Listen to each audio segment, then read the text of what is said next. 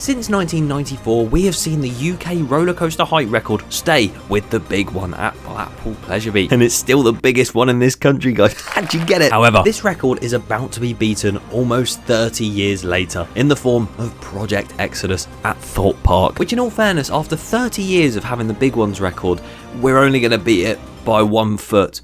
Nice one, massive record gap there. But this whole thing of tallest coasters in the UK has me wondering, will we ever see a 300-foot roller coaster come to the UK? I mean, it makes me laugh how the rest of the world are expecting polar coasters, you know, the ones that are above 500 feet, and we're just still here praying for one that's even over 200. We're still trying to get to that giga stage. But if we were ever to see a 300-foot monstrosity, where will it go? Who would likely manufacture it? And what might it look like? I'm going to speculate all of that today. And of course, if you do go on to enjoy this video, then please subscribe. It'd be greatly appreciated.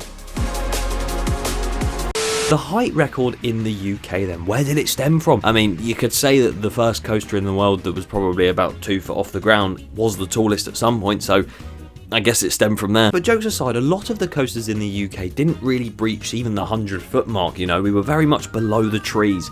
Especially at one park, I know. But on some random day, Blackpool Pleasure Beach decided, you know what, we're going to build not the tallest coaster in the UK, but the tallest in the world. Yes, because if you didn't know, the big one did open as the tallest roller coaster in the world, to then be surpassed only 2 years later. But that ride absolutely towers over the Blackpool skyline, being 213 foot tall or 235 foot by sea level, I think.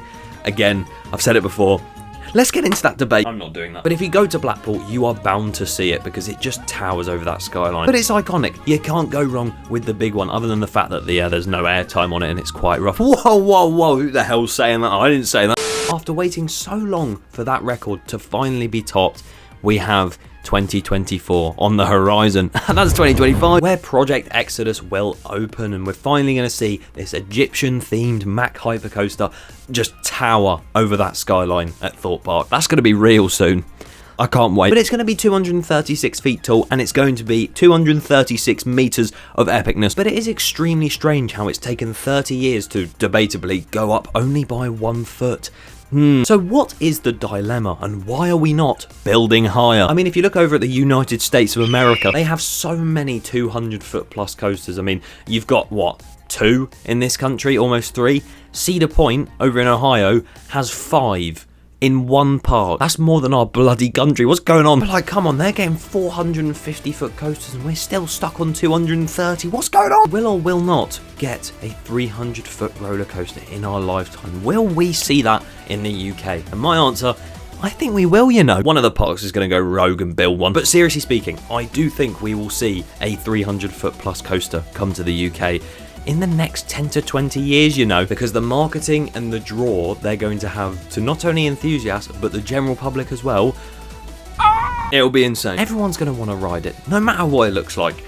But what will it look like? Now, you could say easily that a stealth-esque ride could work, you know, the sort of launch up, launch down. Oh, your ride's done. You know, similar to the likes of Red Force, that is a giga coaster, and, well, it has LSMs, and especially because hydraulic launches are dying, that's probably your best bet. Because also, that doesn't take up too much land. It's just sort of a huge out and back, rather than taking up a massive plot. I'm a logistics expert, you see. Going by some of those reasons, that could definitely be plausible. I could see that happening. But could we even see a giga coaster from B&M, or maybe another type of Intamin giga, or even an RMC? It really depends on what park it goes to, which I'm going to go into properly in a minute. Those different types though, a B&M Giga to start off with would be an absolute blast to have in this country, and I think it would easily be a top UK coaster. I mean, it's not too hard when some people consider this one of the top ones in your country, but with it being B&M, it would probably be a very, very expensive investment. You'd have whatever park it goes to going into administration in 2 weeks. No investments for you. If you want to talk Intamin gigas of other sorts that aren't launched, you know, you have the likes of Millennium Force and stuff. Like,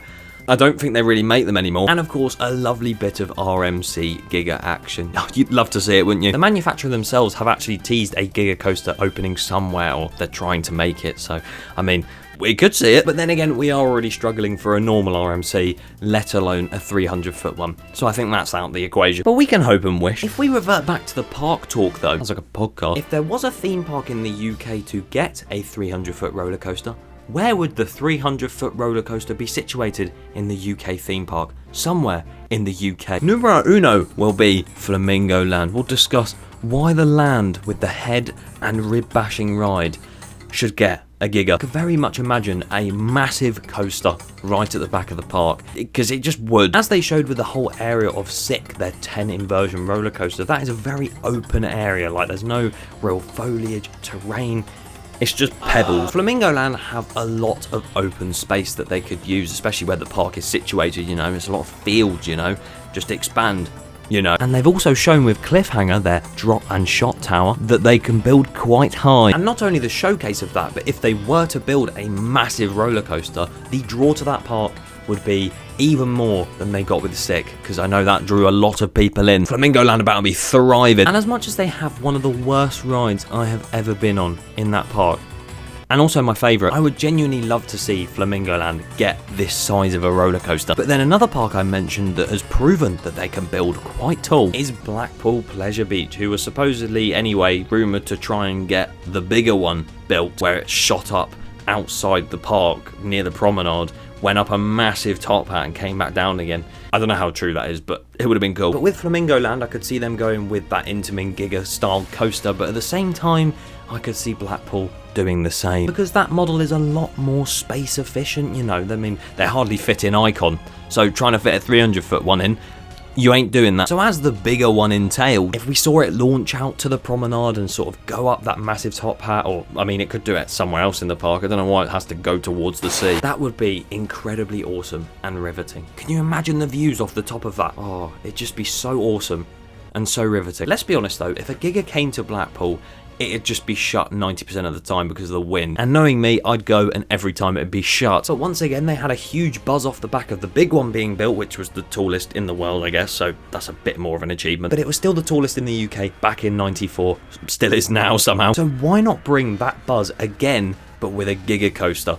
I'd love to see it. And the other park I reckon could get one is Thorpe Park Resort in England.